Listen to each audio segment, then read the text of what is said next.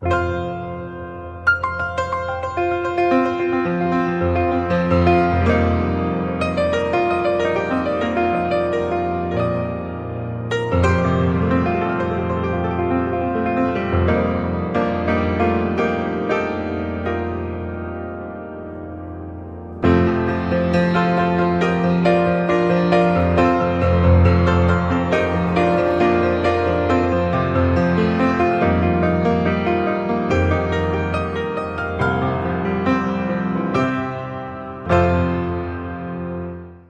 voy a dar cierre a esta serie que iniciamos y titulé Apreciando sus cualidades, y me estoy refiriendo a las cualidades de nuestro bondadoso y poderoso Dios.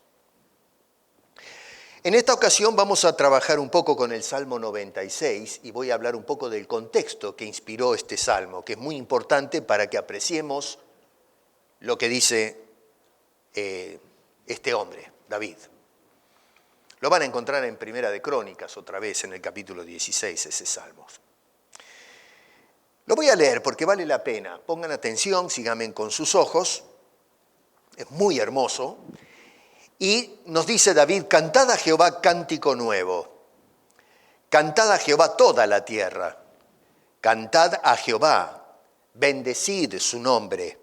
Anunciad de día en día su salvación. Proclamad entre las naciones su gloria, en todos los pueblos sus maravillas, porque grande es Jehová y digno de suprema alabanza. Temible sobre todos los dioses, porque todos los dioses de los pueblos son ídolos, pero Jehová hizo los cielos. Alabanza y magnificencia delante de él, poder y gloria es su santuario. Tributad a Jehová, oh familias de los pueblos, dad a Jehová la gloria y el poder, dad a Jehová la honra debida a su nombre, traed ofrendas y venid a sus atrios, adorad a Jehová en la hermosura de la santidad, temed delante de él toda la tierra. Decid entre las naciones, Jehová reina, también afirmó el mundo, no será conmovido, juzgará a los pueblos en justicia. Alégrense los cielos y gócese la tierra, brame el mar y su plenitud, regocíjese el campo y todo lo que en él está. Entonces todos los árboles del bosque rebosarán de contento delante de Jehová que vino, porque vino a juzgar la tierra, juzgará al mundo con justicia y a los pueblos con su verdad.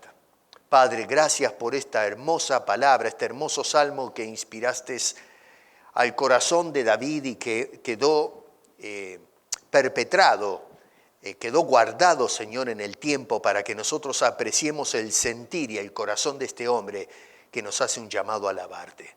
Gracias, Señor. Bendícenos con esta palabra y te lo pedimos en el nombre de Cristo Jesús. Amén. Lo que tenemos acá en este salmo, cuando lo leemos así a primera vista, es un llamado por parte de David, este gran hombre de Dios, a darle a Dios la dignidad que le corresponde. Y esto nos tiene que hacer pensar, porque no se trata de decir, bueno, yo debo dignificar a Dios, porque a veces podemos caer en errores en cómo lo hacemos. Históricamente Israel dio muestra de esto. Israel traía ofrendas, querían honrar a Dios, pero si nos vamos allá por el libro de Isaías en el capítulo 1, él habla de que ya estaba harto de las ofrendas y todo el ritual que esta gente ejercitaba para poder, en fin, dignificar a Dios. Y sin embargo estaban desaprobados. Así que a Dios hay que darle la dignidad que le corresponde. Y tal es así, noten otra vez en el verso 4 que dice, ¿por qué? Porque grande es Jehová y digno de suprema alabanza. Suprema.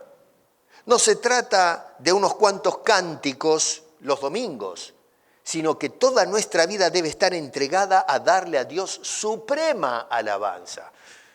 Claro, esto nos tiene que mover a sentarnos, orar y pensar muy bien cómo estoy haciendo las cosas.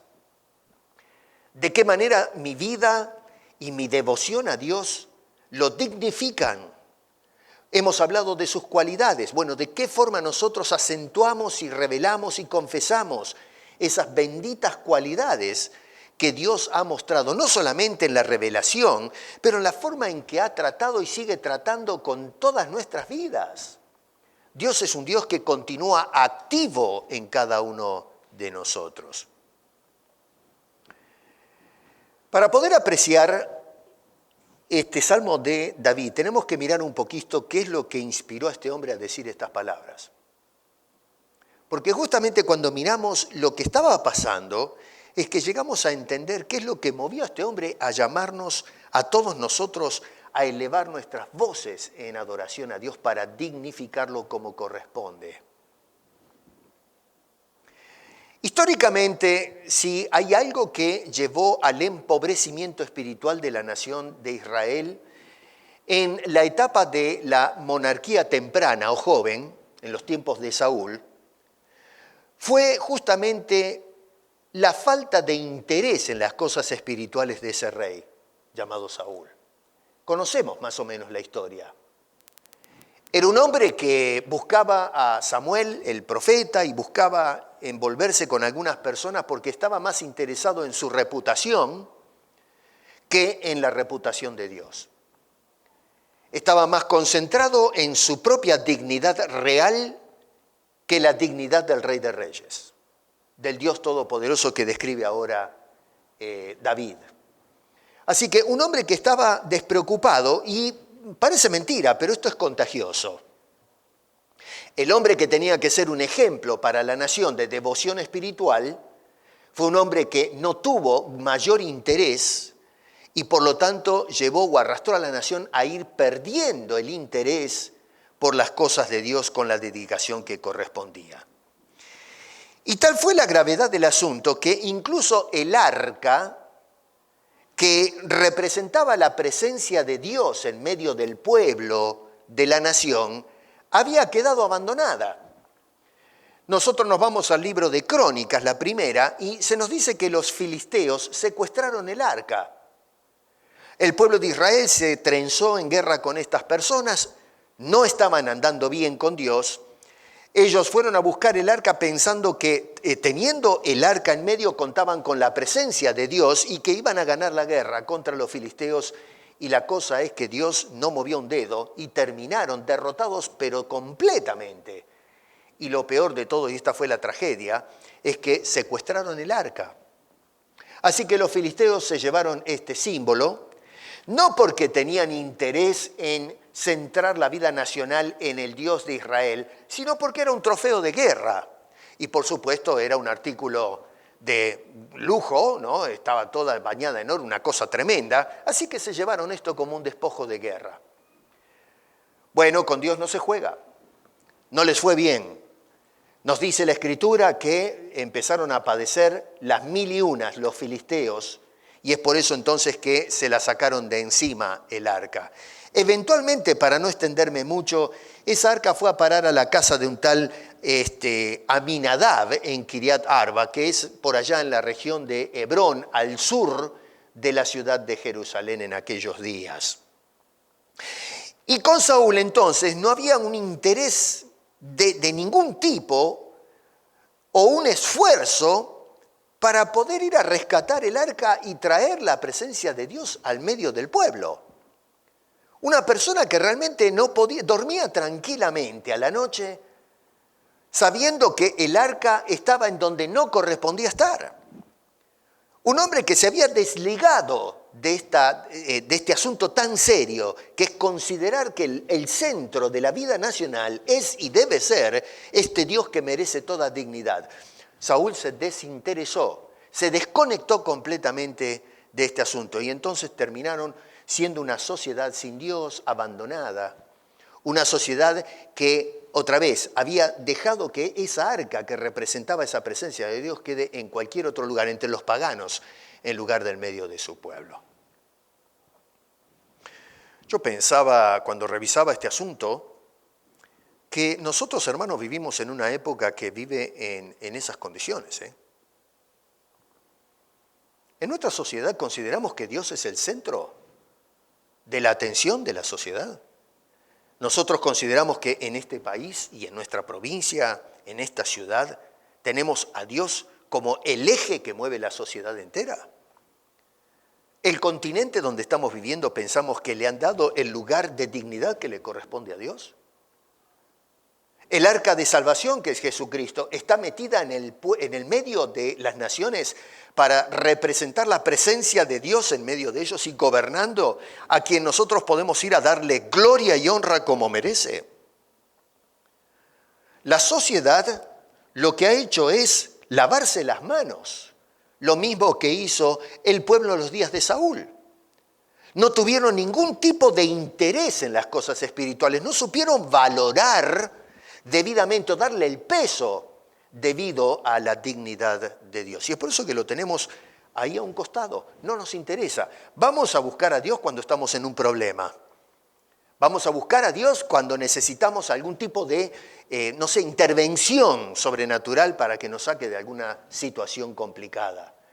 Pero después nos desentendemos completamente de Él. La familia.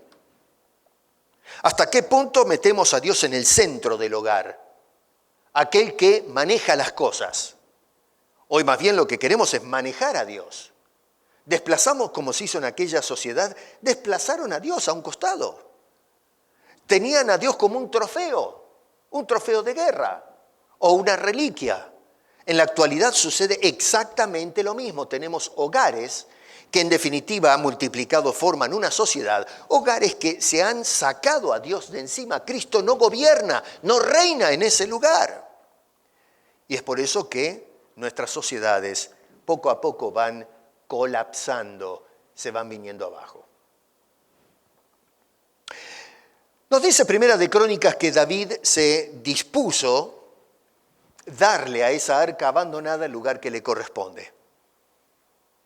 Y en un momento dado, si ustedes se van, después lean bien todo esto en casa en Primera de Crónicas, capítulo 13 al 16. Esos 3 capítulos le dan todo el escenario de esto que les estoy indicando. Yo obviamente estoy comprimiendo todo el asunto.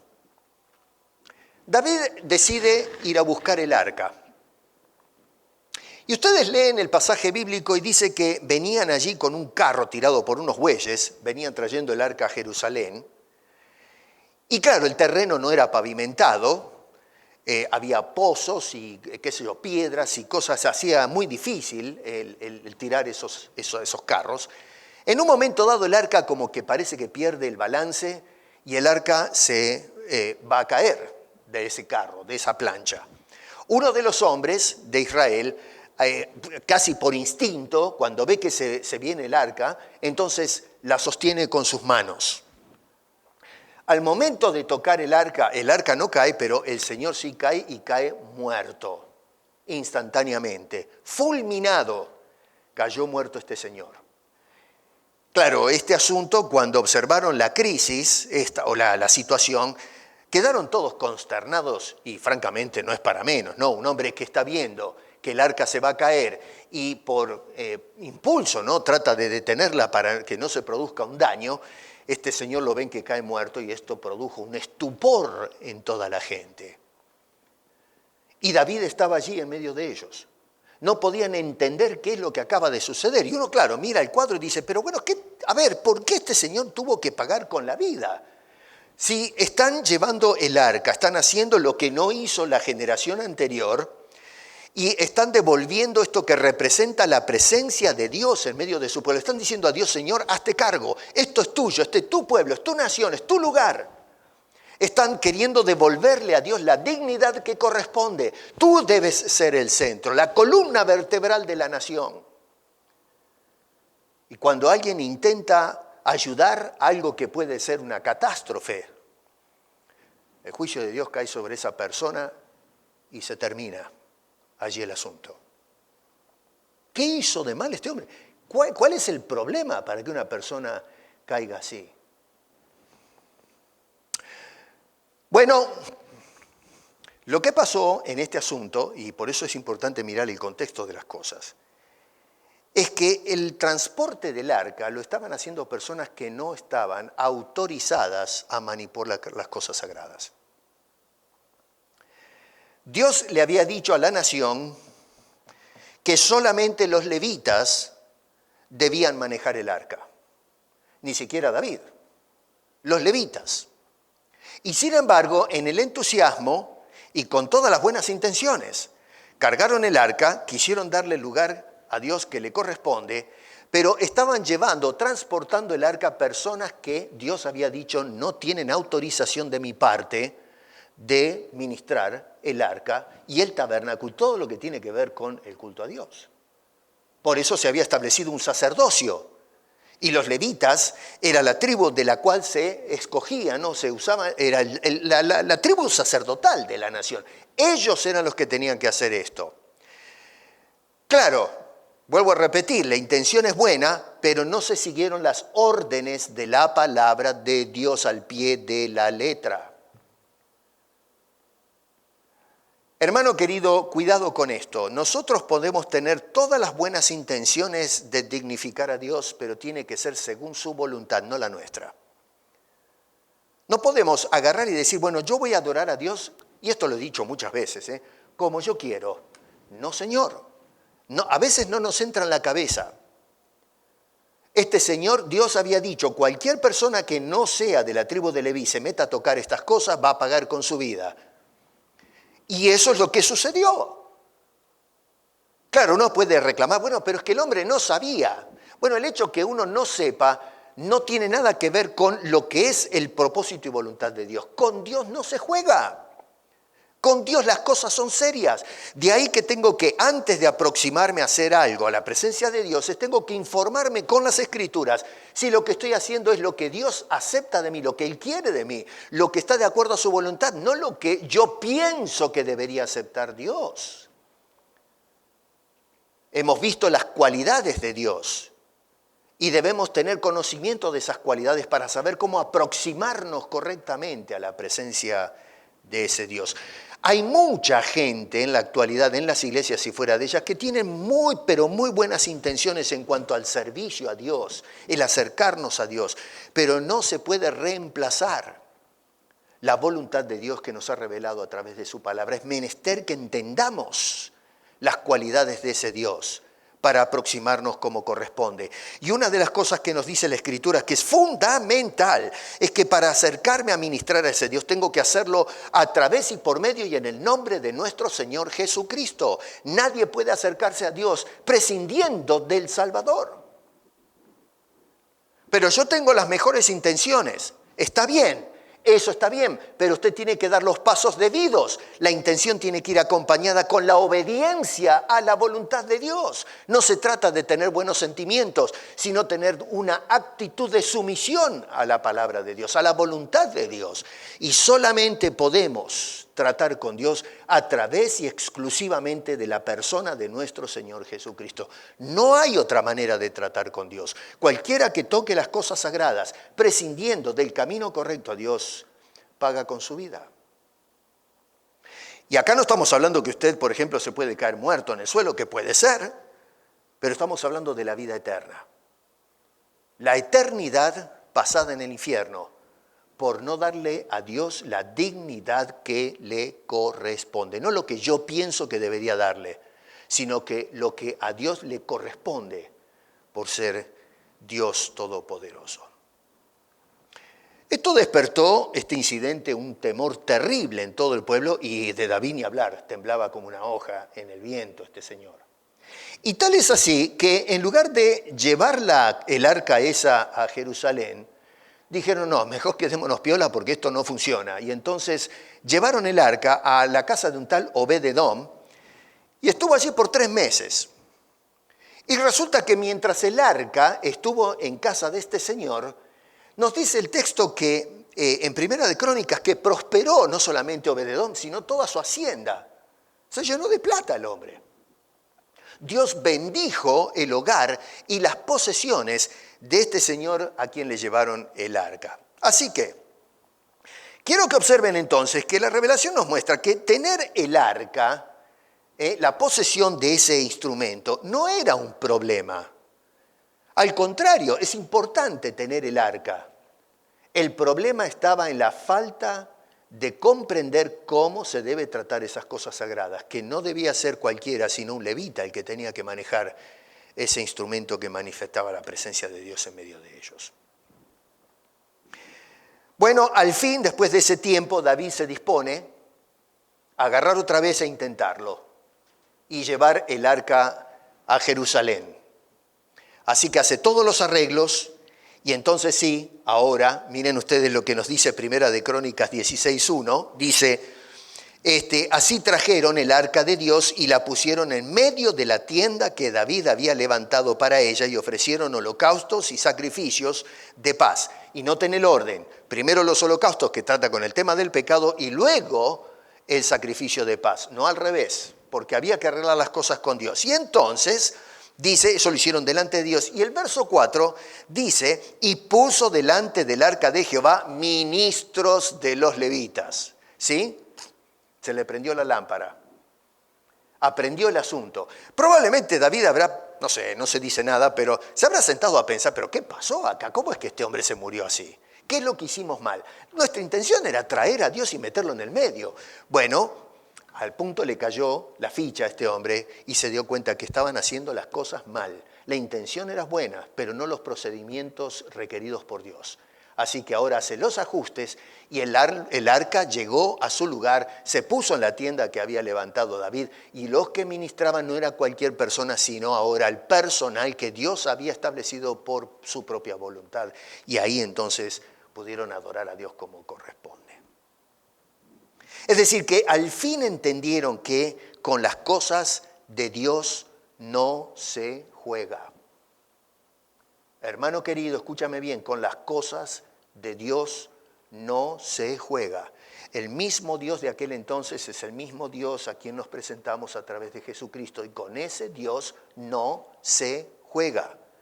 Tenemos que acercarnos y darle a ese Dios la dignidad que le corresponde. No podemos bajar esa dignidad, reducir esa dignidad a un plano humano o a un plano de razonamiento del hombre caído. De ninguna manera van a funcionar bien las cosas con el Señor. Cuando el arca llegó a Jerusalén, fue una algarabía tremenda, fue un día de tremenda celebración. Y la razón es porque otra vez Dios estaba en medio de su pueblo. La presencia del mismo Dios gobernando en el lugar que corresponde y la gente celebrando, gozosos, contentos, dándole a Dios esa dignidad que corresponde. Y entonces todo este episodio de trasfondo es lo que movió justamente a David a escribir este salmo. Por eso es importante mirar el contexto. Un Dios que había sido desplazado. A nadie le interesaban los tiempos de Saúl, salvo algunos, obviamente, Samuel entre ellos. Pero entonces David se levantó y entonces dice, vamos a hacer las cosas bien. Hubo un tropezón ahí, como ya indiqué, pero al fin entendieron la cosa y entonces ahora Dios pasa a ser el centro de la vida nacional. Y David, mirando todo este cuadro, escribe este hermoso salmo, teniendo en cuenta la centralidad y beneficio de Dios en la vida de los hombres. Y lo que hace David en este Salmo 96, lo primero que hace este hombre es hacer un llamado a la adoración colectiva, la adoración pública. El tema de adorar a Dios no se trata de un asunto de los creyentes. El mundo entero tiene que darle alabanza a Dios. Que no lo hagan es otra cosa. Pero a Dios hay que darle la alabanza. Y miren ustedes que eventualmente cuando se cierren los libros ya de esta historia, toda rodilla, toda persona se va a doblar en la presencia de Dios. Todo va a clamar la grandeza de Dios. Dios es un Dios que todo el mundo le debe honor y gloria y respeto, porque todo lo que hay, todo lo que existe, viene de la mano de ese Dios. No vino a la existencia por sí sola, nadie se produjo a sí mismo. Dios produjo todas las cosas. Todo lo que nosotros usamos, todo lo que tenemos, el aire que respiramos, las cosas por donde nos movemos, nuestro cuerpo, nuestros tejidos, todo lo que somos como personas, nuestras almas, todo pertenece a ese Dios. Nada es nuestro. Y no solamente que pertenece a Dios, sino que existimos todavía porque Dios nos sostiene en sus manos. De lo contrario, todo deja de ser o existir. Un llamado a la adoración popular o colectiva. Es decir, todo el mundo tiene que adorar a Dios. Verso 1 dice, cantad a Jehová toda la tierra, no solamente donde está el arca, todos. Y noten ustedes cómo este hombre repite a través de estas líneas ese llamado. En el verso 7 dice, tributad a Jehová, oh familia de los pueblos. Todos deben hacer esto. Verso 8, dad a Jehová la honra debida a su nombre. Verso 9 dice, adorad a Jehová en la hermosura de la santidad. Yo digo una cosa, a ver, Pedro, estamos estudiando la carta de Pedro cuando dice, sed santos porque Dios es santo. Bueno, lo que tenemos que hacer ahora es vivir vidas santas y adorar debidamente a Dios, pero en la hermosura de la santidad. No solo la hermosura de la santidad de ese Dios que es todo santo, pero nuestras vidas tienen que acercarse en santidad también. Estamos entrando a una esfera de santidad, a la presencia de un Dios de toda santidad. Y entonces los que deben adorar tienen que hacerlo en santidad a ese Dios, apartados para Dios, fuera de todo contagio del pecado, toda mugre del pecado.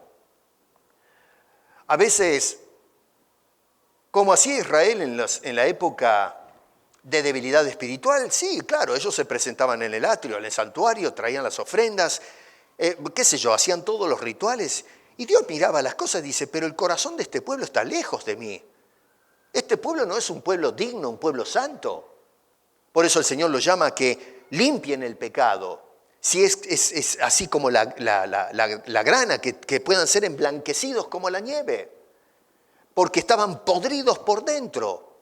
¿Cómo vamos a adorar a Dios viviendo en pecado? Eso no puede ser. Oh, no, pero yo tengo al Señor en el centro, es el centro de mi vida. Y resulta que nosotros al costado de ese centro vamos gravitando, haciendo cualquier cosa. No puede ser. Debemos adorar, debemos servir en la hermosura de la santidad. Tenemos que tener una apreciación de lo que es la santidad, lo que es la pureza moral y espiritual. Y luego dice en el verso 10, decid entre las naciones. La adoración de todo el mundo, adoración colectiva. Qué tremendo, este hombre después de haber visto cómo Dios había sido puesto a un lado, y ahora trae esto, dice, no solamente nosotros, no solamente yo, David, todo el mundo tiene que venir a adorar a este Dios. Tenemos que darle el lugar y la dignidad que le corresponde.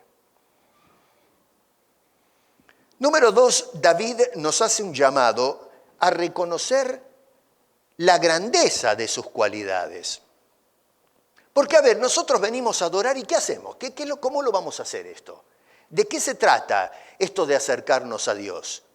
Bueno, nos acercamos a Dios para expresarle o confesar la grandeza de sus cualidades. A ver, estuvimos hablando semana tras semana acerca de las cualidades de Dios a través de mecanismos o figuras literarias que lo que hacen es mostrarnos el carácter, la hermosura de ese Dios, de su Cristo, del Espíritu Santo. ¿Para qué hicimos toda esta serie? Para penetrar en la hermosura de esa santidad, para llenarnos de la presencia de ese Dios, de apreciar las cualidades, los atributos, características de ese Dios y caer de rodillas y confesarlo. Este Señor entonces nos habla a través del Salmo que debemos, todos los pueblos de la tierra, entrar a confesar esas características o esas cualidades. Está ahí en los versículos 2 al 4. Nos habla que debemos exaltar su nombre. El nombre representa lo que la persona es, la persona de Dios. Tenemos que exaltar su salvación, dice este hombre. Ahí los versos 2 al 4. Su salvación. Tenemos que exaltar su gloria.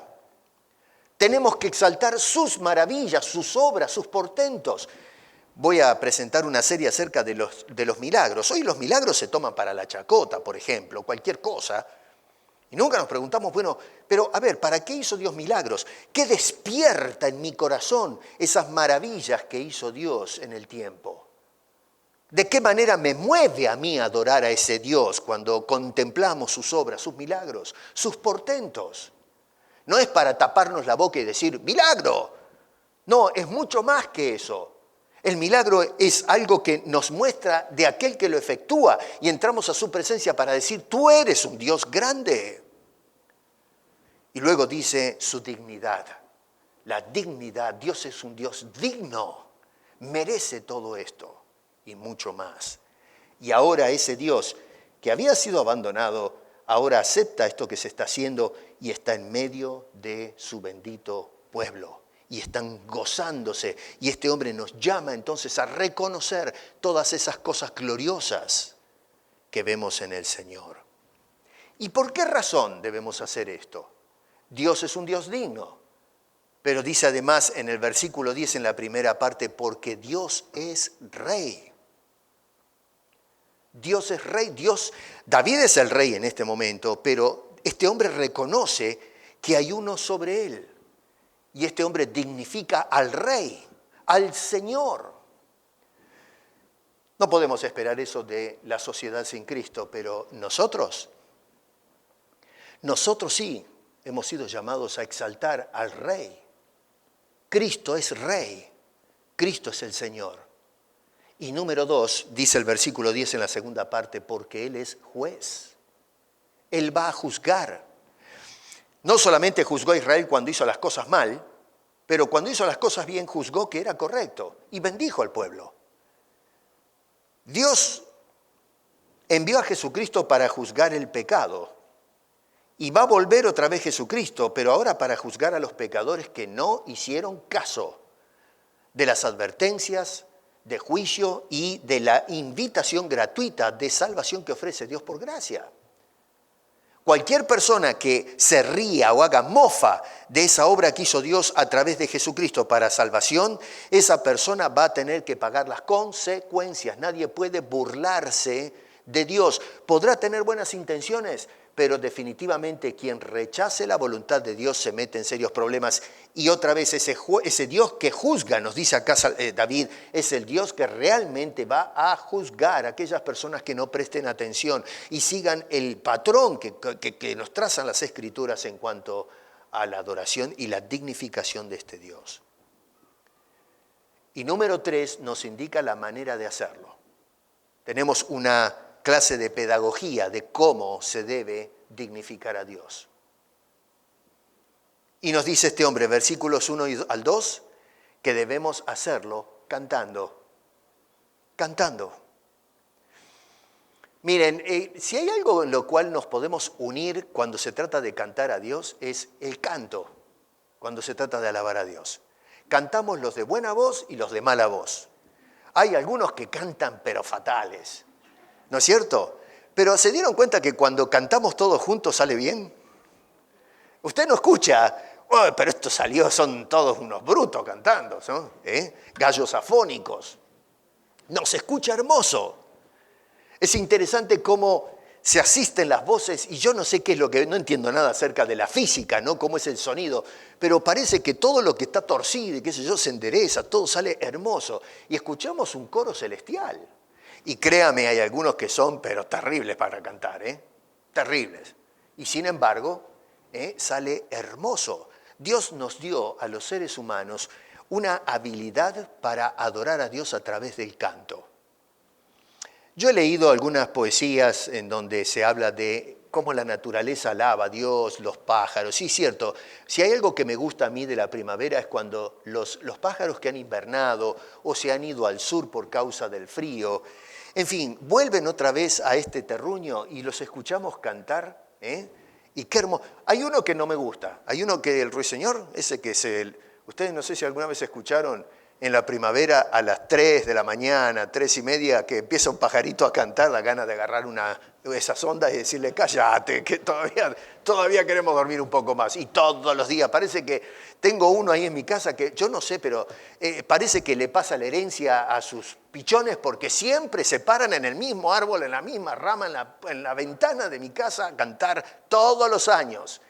Cantando en ese lugar. Y hace años que vivo ahí y la misma cosa. Digo, pero yo no sé si alguien le manda la tarjeta, mira, vayan a cantarle a la ventana del pastor Piesco. Y canta el pajarito este. Pero es una hermosura. Sin embargo, aunque suena muy hermoso el canto del ave, no puede expresar las cualidades de Dios. Simplemente pía. Con música, pero pía. Nosotros no, nosotros expresamos lo que hay en nuestro corazón. articulamos con palabras y oraciones, como hace este hombre, con poesía. Y lo que hacemos es adornar, vestir la alabanza para dignificar y poner en alto la majestad de ese Dios. Hacemos todo el esfuerzo posible en el arte, la expresión, incluso la misma filosofía para describir a través de las Escrituras esa grandeza de Dios y ponemos las ideas en orden para poder decirle, Dios, esto es lo que siento, esto es lo que quiero.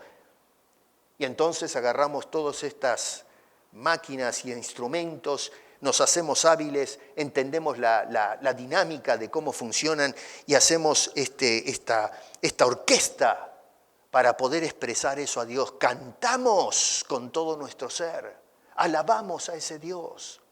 David nos está diciendo que la manera correcta de dignificar a Dios es dándole a Dios este instrumento que nos ha dado a todos nosotros. Tal vez no están las cuerdas afinadas, tal vez están gastadas, tal vez estamos afónicos, tal vez hasta mudos, pero sin embargo aún así podemos, aunque sea con el oxígeno, con el aire, cantar alabanzas a Dios. ¿Te acuerdas, Raciel, una vez que fuimos a Cuba? Esto lo he contado antes. Y Raciel puede certificar esto porque él estuvo allí. Fuimos a una iglesia donde había personas que eran sordomudos. Y la esposa de un pastor se encargaba de, mientras cantábamos, de hacer todas las señas. Y esta gente podía cantar, algunos hacían señas, ¿te acuerdas de eso? Con las manos. Yo cuando fue la primera vez en mi vida que vi una cosa así. De ver, de este lado estaba toda la tira de gente así que no tenían el lenguaje y la señora del pastor que hacía todos los gestos mientras los hermanos cantaban.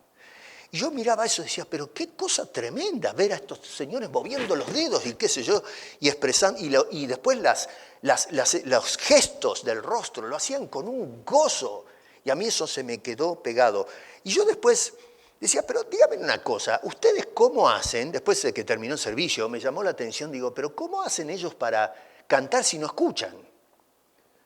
¿Cómo saben el ritmo, el compás? Y alguien me dijo, es que pueden sentir la vibración. Y eso ya dije, bueno, ya está, no hay excusa. Esta gente, yo no sé, la sensibilidad, pueden sentir la vibración, y yo me doy cuenta, ustedes tienen un parlante de esos que, ¿vieron cuando tienen el woofer, le llaman? Esos que salen el coso y usted siente la vibración. Bueno, ahí se da cuenta de que ciertamente, que no es una exageración, es cierto.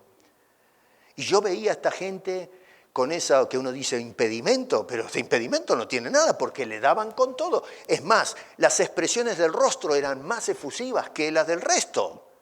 Había que verlos.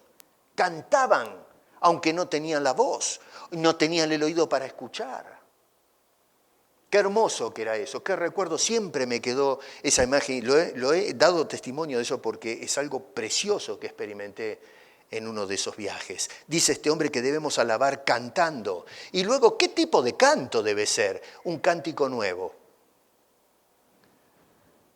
El canto de Israel, mientras estaban allá, iban al culto en los días de Saúl, porque ofrecían los sacrificios, pero era un cántico que era vacío de sentido.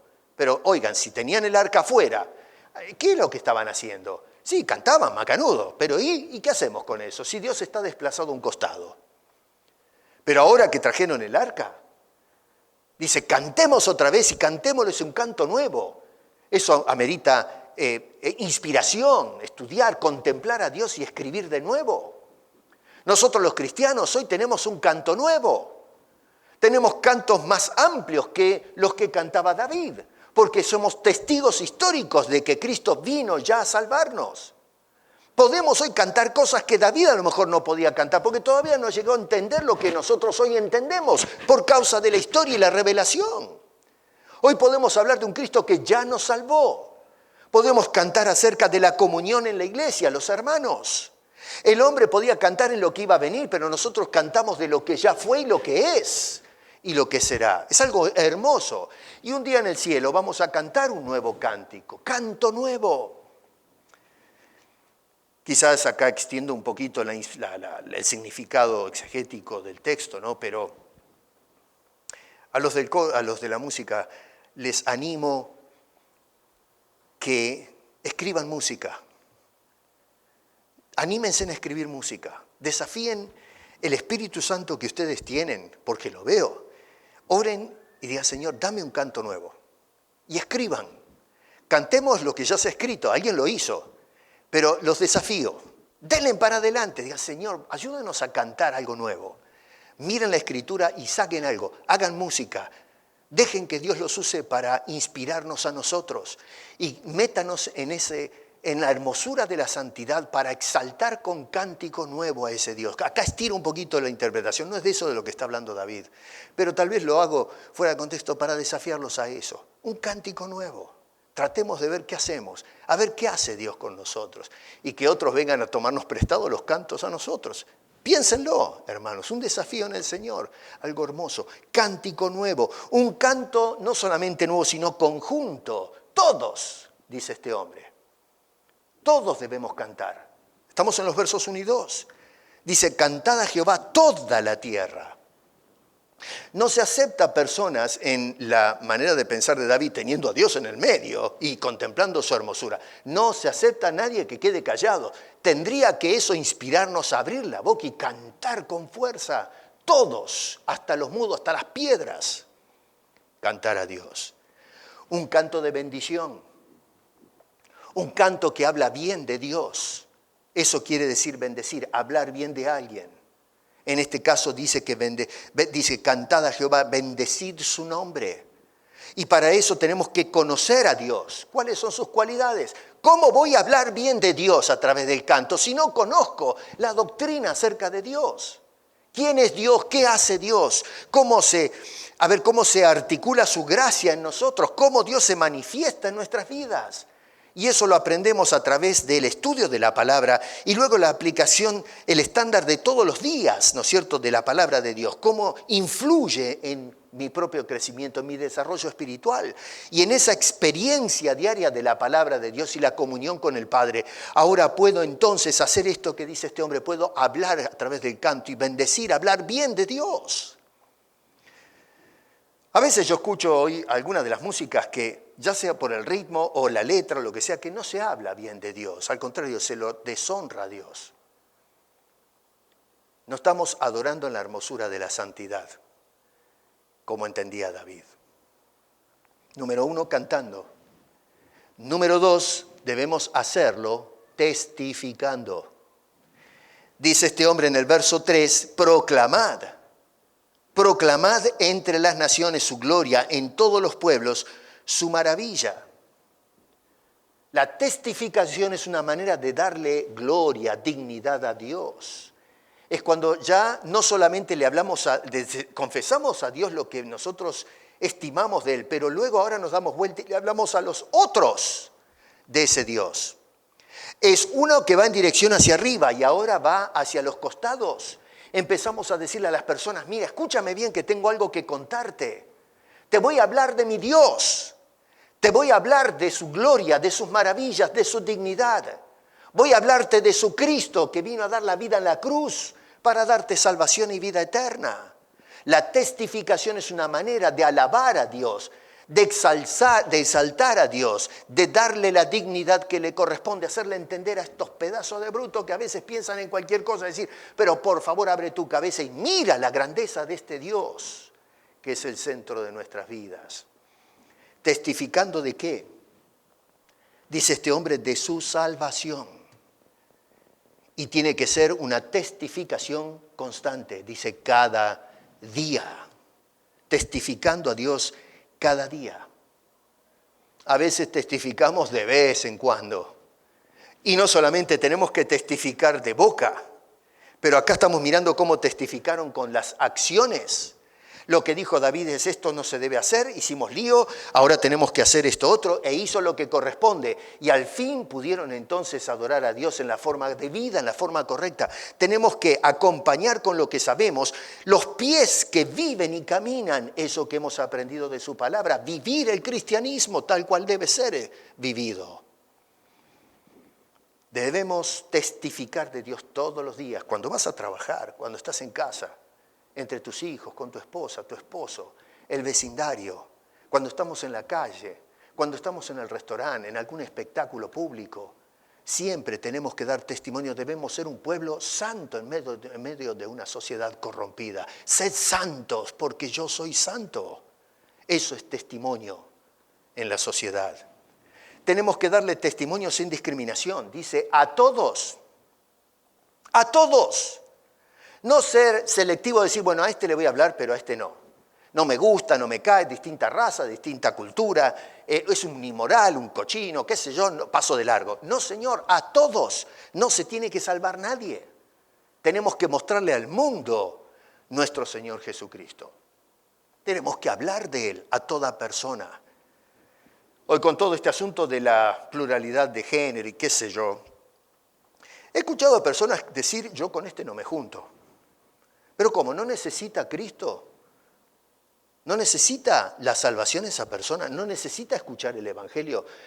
A ver, ¿cómo es eso de que nosotros estimamos quién debe escuchar el Evangelio y quién no? ¿Desde cuándo nosotros tenemos la autorización para decir, a este le voy a testificar, pero este no lo merece? Por favor, debemos evitar hacer acepción de personas. Tenemos que ser imparciales y hablarles a todos. Al vil pecador, al peor de todos, o a la persona que nos parece más justa, más derecha. Todos tienen que escuchar el Evangelio. Lo que la gente haga ya después con el Evangelio es otra cosa. Eso es entre esa persona y Dios. Pero en cuanto a nosotros, estamos dignificando a Dios al hablarle a todas las personas de lo que es el Señor Jesucristo, dando testimonio a cada persona. Número 3, tenemos que testificar de su gloria. Tenemos que hablar de su salvación, pero no nos olvidemos hablar de Dios, el Dios de la salvación. Podemos hablar de su obra, pero nos olvidamos de la persona. Pero cuando hablamos de la salvación, estamos hablando de la persona que actúa. A veces pasamos de largo y nos pasamos hablando, sí, la salvación, pero ¿y qué del Dios de la salvación? Tenemos que hablar de la persona de Cristo. Y no solamente de la obra. Y qué hermosa es la persona de Cristo Jesús cuando lo estudiamos a través de las Santas Escrituras. ¿Qué es lo que nos llama a ser Primera de Pedro 2, 9 y 10? Somos un linaje escogido, nación santa, pueblo pedido por Dios. Pero entonces dice la razón, dice, para que anunciéis las virtudes, los atributos, las cualidades de aquel que nos llamó de las tinieblas a su luz admirable. Ese es nuestro propósito, hablar de Él. Y tenemos que conocer a Él, tenemos que experimentar a Él, a ese Dios, a la hermosura de Cristo Jesús. Empaparnos de eso para decirle a las personas, déjame que te cuente y te muestre la hermosura de mi bendito Redentor. Y número 3, debemos alabarlo, dice este hombre, cantando, testificando. Y número 3, tributando. Tributando. Versículos 7 al 9. ¿Qué quiere decir tributar? Tributar quiere decir, y este es el corazón palpitante de toda la idea de David, es entregarle a Dios en reconocimiento de su señorío ciertas cosas. Eso es darle tributo.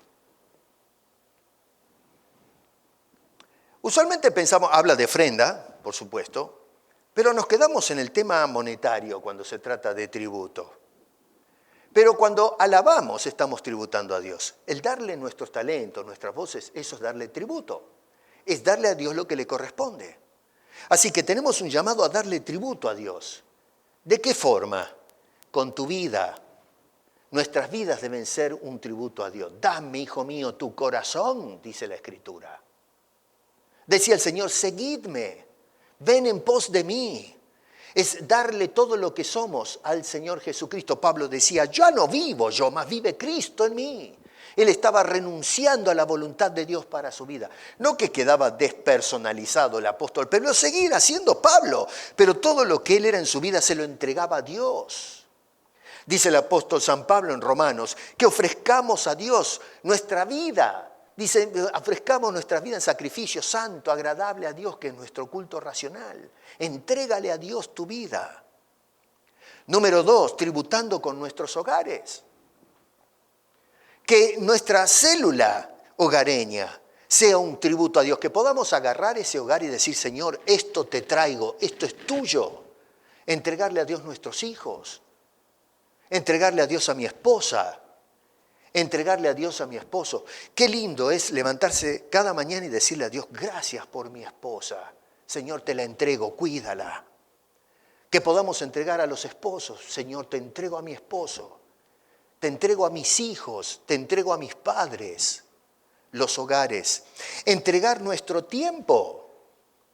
A veces no tenemos tiempo para Dios, Saúl no tuvo tiempo para Dios. Él tenía tiempo para sí mismo, para su propia gloria. Y así terminó el hombre dejando a Dios en un costado. David podría haber hecho lo mismo, pero dijo, no Señor, yo voy a meter a Dios otra vez en el cajón. Dios va a ser el centro de mi vida.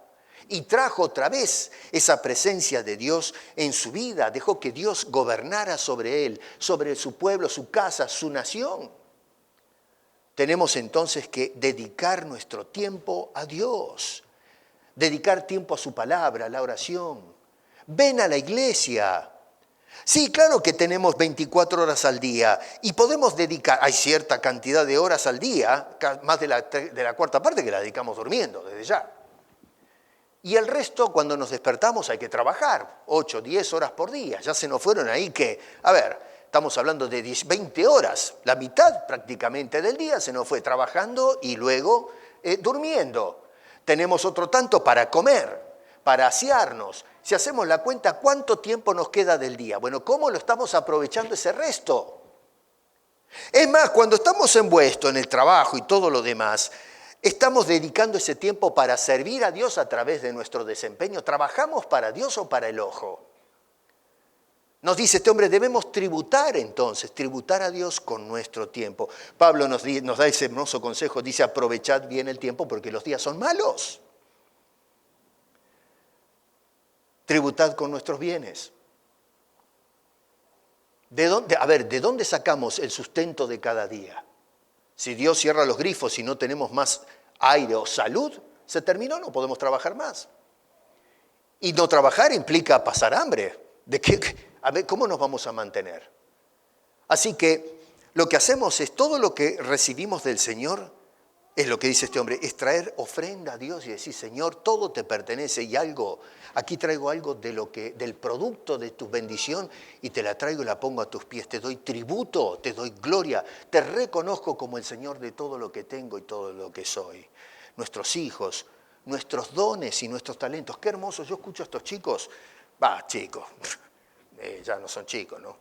Pero ya no se engrupan, Entonces ya no son chicos. Son algunos hombres jóvenes, otros ya están pegando casi están en la esquina de la vuelta. Pero estos muchachos y las chicas ponen su talento, tienen talento para la música, hacen cosas que yo no podría hacer. A mí me encantaría usar los instrumentos, hay un muchacho acá que usa varios instrumentos, yo no sé, a mí me encantaría. A duras penas toco 3 notas en una guitarra y eso hace rato ya. Pero estos le dan vuelta y media. Bueno, es talento. Tienen el don de servicio, pero tienen el talento para eso. Qué lindo es traerle tributo a Dios con los talentos. A ver, se podrían ganar la vida tocando la guitarra en el subway o qué sé yo, en algún club o en alguna cosa. Ganar unos pesos. No, señor. Acá se vienen todas las semanas a ensayar y a entregarle su tiempo y sus talentos para servir y adorar a Dios. Lo que hemos apreciado a través de estas charlas que les he dado semana a semana, concernientes a las cualidades de nuestro Dios, deben despertar, hermano querido, el mismo interés que mostraron aquellas personas de Israel. Número 1, poner a Dios en el centro de nuestras vidas, el centro de nuestras iglesias, de nuestros hogares, de nuestras personas. Número 2, tener en cuenta sus ordenanzas. No podemos hacer cualquier cosa con Dios. Ya vimos que alguien pagó con su vida el atreverse a hacer eso. Y número 3, aclamarle de la forma que nos recomienda el salmista en este hermoso Salmo 96. Este es el contraste entre un adorador que aprecia la grandeza y la dignidad de las cualidades divinas y aquel que, como Saúl, en fin, fue totalmente indiferente a las cosas de Dios. Dios no es un Dios digno según Saúl. Para David sí lo fue. Y entonces dedicó su vida para escribir estos hermosos consejos que nos da a nosotros por inspiración divina. La tradición, y con esto termino, es una tradición ponerse de pie, no sé si ustedes sabían, cuando se escucha el Aleluya en la obra de El Mesías de Handel. Busquen en YouTube y escuchen toda la obra, yo tengo el CD, es una cosa pero preciosa, el Mesías. Y se cuenta en la tradición que el 23 de marzo de 1743 se inauguró esta obra y el rey, en ese entonces, que era, tengo acá, Jorge II, cuando escuchó esa parte del Aleluya, que es el clímax de toda la obra de Handel, escuchó eso y fue tan impactante la obra que se puso de pie. Y algunos dicen que inclusive tenía su corona y se sacó la corona y la arrojó, la puso al suelo. Cuentan algunos. Lo que sí se sabe es que este hombre se puso de pie. Y claro, era la usanza de aquel entonces que cuando un rey se ponía de pie, todo el mundo se ponía de pie. El rey se puso de pie al escuchar esa magnífica obra que exalta la grandeza de nuestro Señor. Y todo el mundo, cuando vieron al rey Jorge ponerse de pie, todo el mundo se puso de pie y quedó como tradición que cada vez que se llega a esa parte de la obra de Handel, el Mesías, el Aleluya, todo el mundo se pone de pie.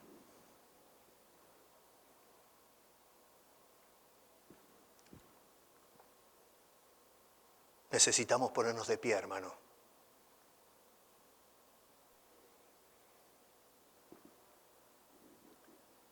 Cuando entramos a la presencia de nuestro bendito Señor, todos nosotros debemos ponernos de pie. Y nuestras almas tienen que decir aleluya, de darle al Señor la dignidad que le corresponde. Necesitamos que nuestras vidas se pongan de pie y arrojen sus coronas. Que nosotros podamos exaltar a ese bendito Dios después que apreciamos sus cualidades. Y una de las cualidades más hermosas de ese Dios la vemos en el Calvario.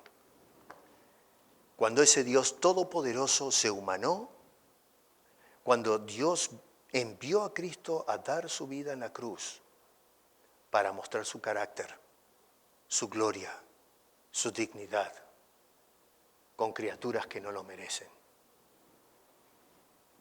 Y cuando entonces vemos esa cruz y a ese Dios dando a su Hijo para salvarte a ti y a mí, el mundo entero debe ponerse de pie y decir aleluya con absoluta y total reverencia. Hagamos a Dios, a su Hijo, al Espíritu Santo, el centro de nuestras vidas. Cristo es el arca, el Dios, no solo con nosotros, sino ahora el Dios en nosotros.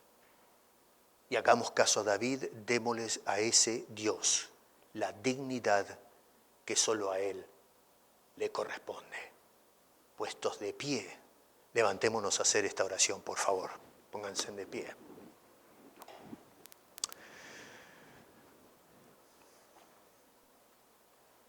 Aleluya, Señor. Bendito sea tu nombre. Venimos seres pecadores con corazones humillados, pero al mismo tiempo con corazones palpitando de gozo y de alegría. Porque hemos estado contemplando, Señor, tus cualidades, que tú has revelado a través de los recursos literarios que se han usado a través de los tiempos, para que podamos no solamente conocer con la mente, sino con nuestros corazones. Y todo eso nos lleva a contemplar la hermosura y la majestad de tu Hijo Jesucristo, el Señor de señores, el Rey de reyes. Y cuando vemos a ese Cristo todo santo y todo puro dar su vida por nuestra maldad, por amor, por misericordia, Caemos a tus pies rendidos, Señor, diciendo, gracias, oh Dios, gracias. Muchas gracias. En esta hora alabamos y bendecimos tu nombre, puestos de pie para darte a ti el honor, la honra, reconociendo la dignidad que tienes, que posees. Bendice nuestras vidas, Señor. Ayúdanos a conocerte más, a exaltar tu nombre y a decirte constantemente gracias. Y elevamos esta oración exclusivamente, Señor, en el nombre y en los méritos de nuestro bendito y hermoso Señor Jesucristo, a quien le damos gloria y honra. Amén.